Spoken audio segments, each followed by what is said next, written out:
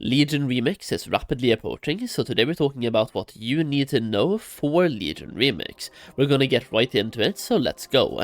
Number 1 is that comparing this to Mist of Pandaria Remix, the main power will come from gear upgrades and not thread farming, especially in the early stages of Legion Remix. As you go on in Legion Remix and you do more things, like a month or two into the remix itself, you will also get way more power from having infinite power, or let's just call it artifact power.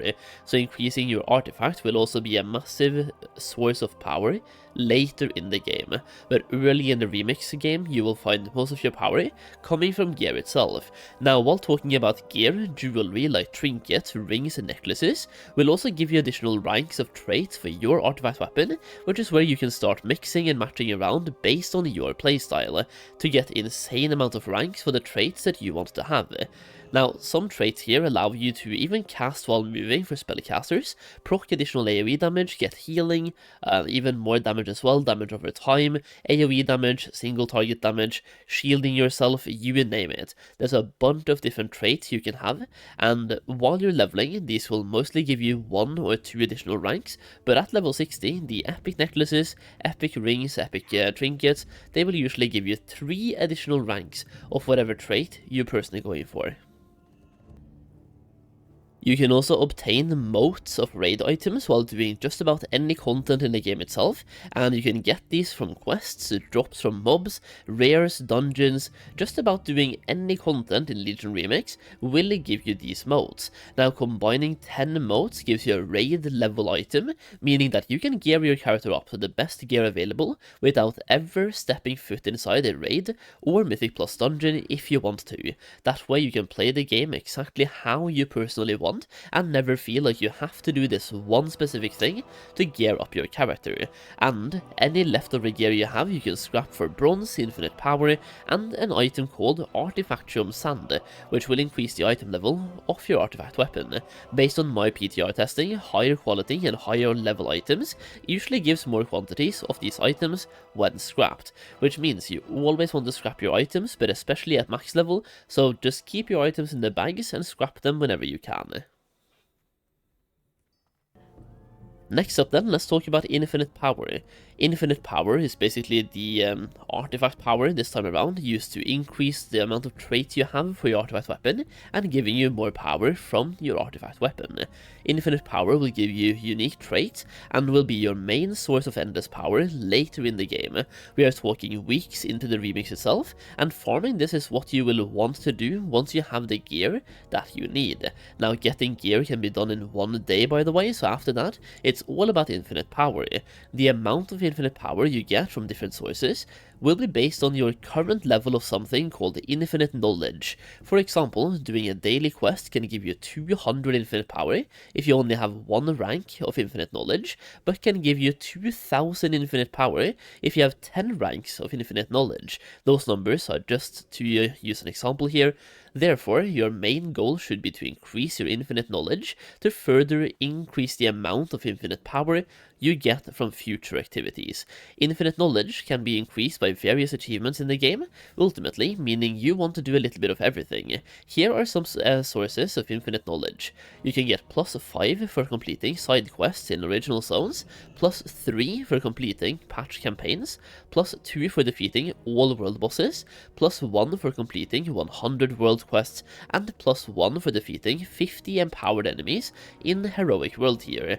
So here you can see, for example, the 50 enemies is super easy.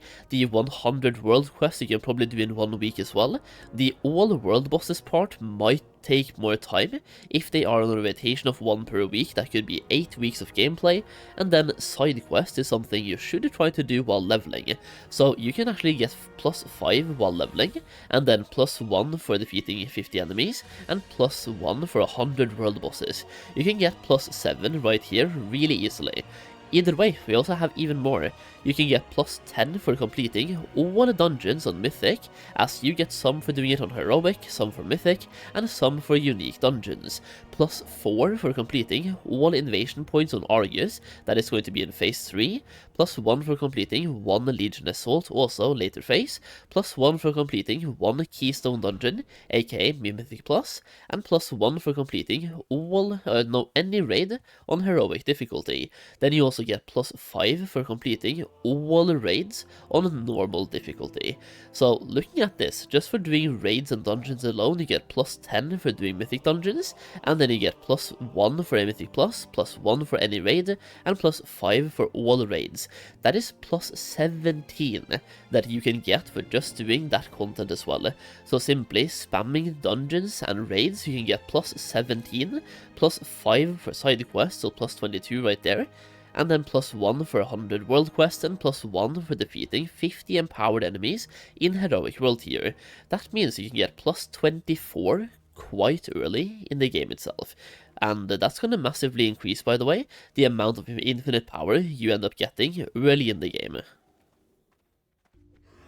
Now this gives you a unique ability to work towards endgame while leveling up in Legion Remix, meaning you don't need to rush to level 80 and you should not feel bad for leveling slower than other people, due to the importance of this infinite knowledge. So for example, I plan to level without Heroic World Tier, aka in the normal World Tier, and completing every single quest in every single zone while leveling to get plus 5 infinite knowledge by the time that I hit level 80, and then I will start doing dungeons and raid itself, which would get me to knowledge 10 or higher on day 1 or day 2.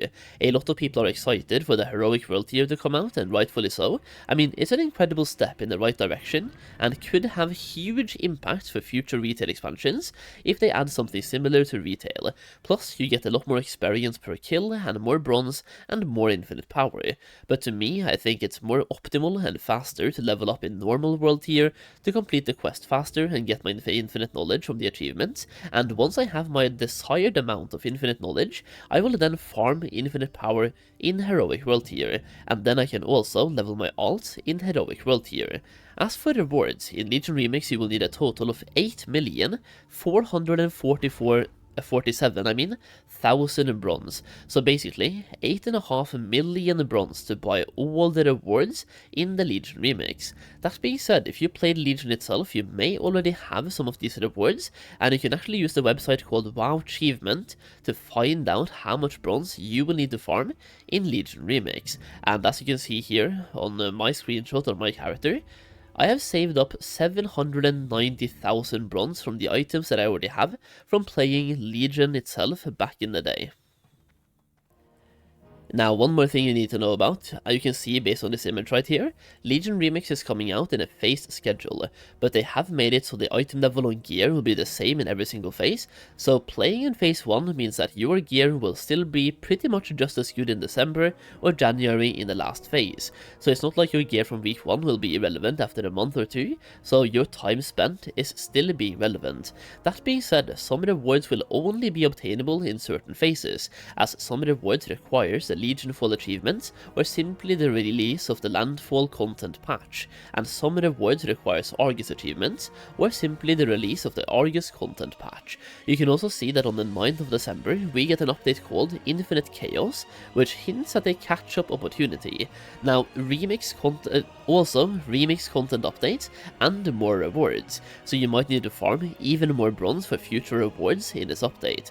Plus, based on knowing how catch-up mechanics works in retail, you might be able to catch up insanely fast both in power and in amounts of bronze, and I would not even be surprised if we get a flat plus 100% infinite power and plus 100% bronze increase buff during this time, which basically means that a lot of people might be waiting for December 9th before playing Legion Remix. Either way, that's basically what I wanted to cover today. Just wanted to give you a highlight and a guide to the remix itself, like a light-hearted guide without going too in depth. So hopefully you found the video helpful and useful, and if you did, please drop a like down below. There's a bunch more Legion remix content coming for the remix itself in the next week, basically doing daily videos right now on the Legion remix, so follow along for that. And let me know, are you planning from start? Or are you waiting for the last phase? Either way, follow me on Kick. I'm doing daily live streams on Kick, and I'll be streaming the remix itself on Kick as well. You can find the link down below, or kick.com/SolheimTV. If you enjoyed the video, leave a like down below, and thank you for watching. I'll see you again in the next video very soon.